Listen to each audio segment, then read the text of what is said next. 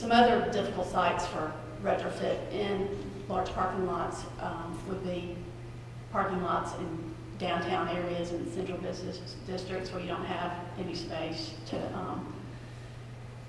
make that happen, or where it discharges directly into waterfronts or waterways.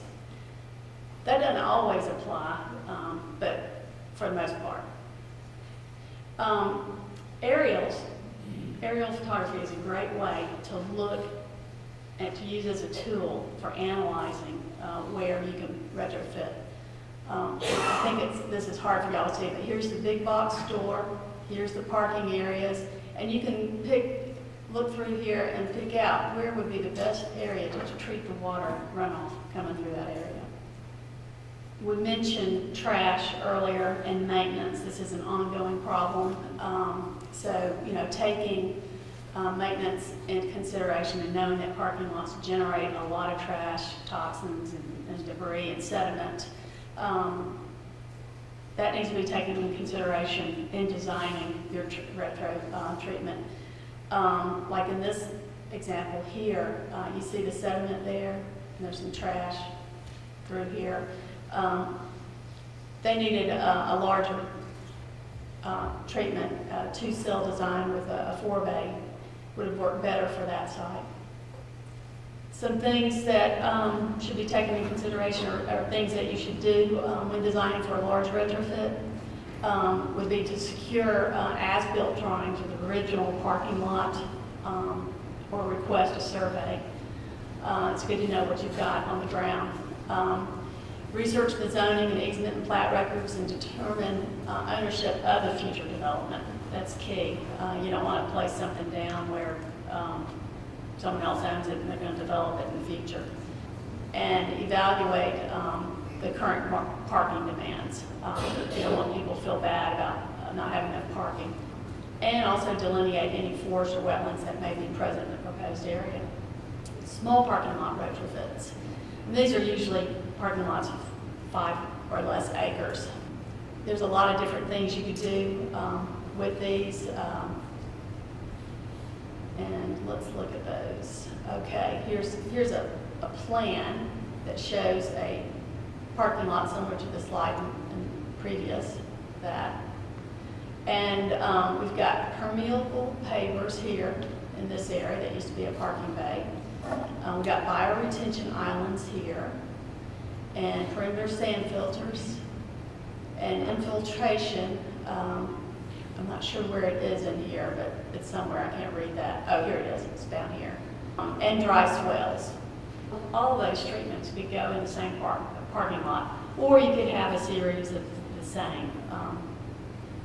I've seen it done both ways. Here's some pictures of what that may look like. Here's a bioretention with trees. And just a note on bioretention, when you have trees in an island that's bioretention, or anywhere really, you have to excavate more. It's deeper than if you just have grass. Here's a grass one. So this would involve more excavation, probably about 4 feet, whereas this would be like 2 feet. Here's a dry rock swell, a grass well, and this could be, as someone mentioned before, a bioretention as well.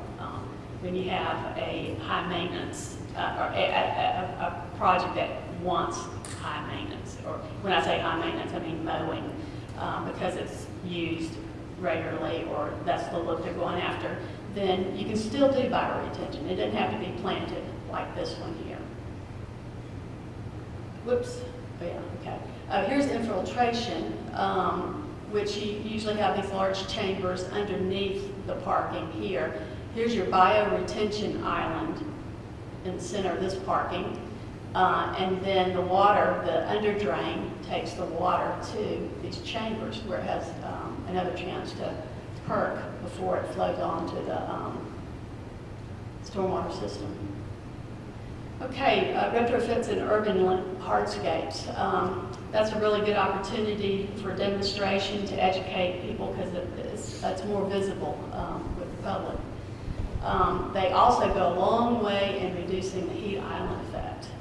Areas that are ideal for this are plazas, parks, pocket parks, waterfronts, urban streetscapes, and the list could be endless, really. It's just tons of places you could do that.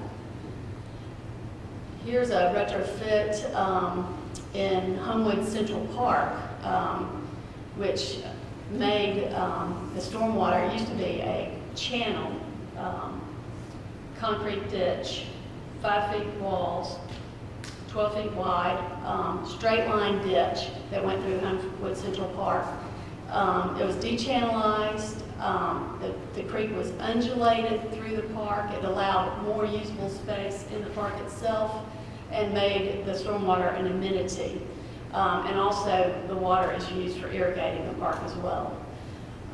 Pervious paving was used in this project, and to see, I live in this neighborhood, it was a pleasure to see how people used to refer to this as storm sewer, and now they refer to it as a creek, and that was really neat to see. So this becomes a water feature. You know, use your storm water as an amenity.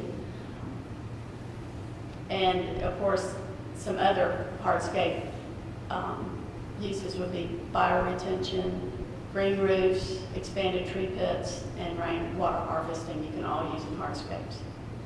Here's an example of a project that has rainwater harvesting.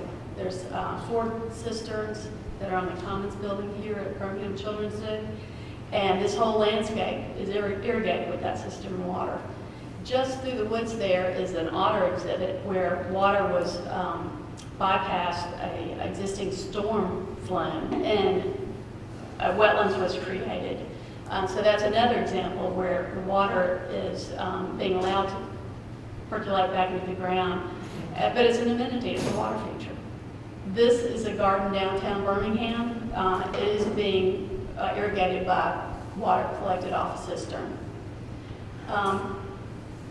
These features can be very artistic. This is a nice feature of water coming out of a retaining wall that's flowing into a rain garden, and it's a piece of art. Here's a rooftop in the urban landscape. Once again, doing a lot in absorbing water and reducing that heat island effect. And here's a part in Chattanooga that has pervious paving. Here we go. Retrofits for streetscapes. You know, this was existing streetscape probably, and then they came in and did some traffic calming islands and put bioretention with curb cuts in that area. Here's another situation where you have this streetscape island, and they've allowed for either a ribbon curb or flood or curb cuts to allow the water to flow in here and percolate back into the ground and be cleansed. And it's an attractive feature. This plan, I know Steve said no more cul-de-sacs. Where did he leave? Okay, he didn't get to hear that. And this shows a cul-de-sac, but let's just pretend you can drive through. It's a traffic circle. And we made the bioretention here on either side and then along these islands as well.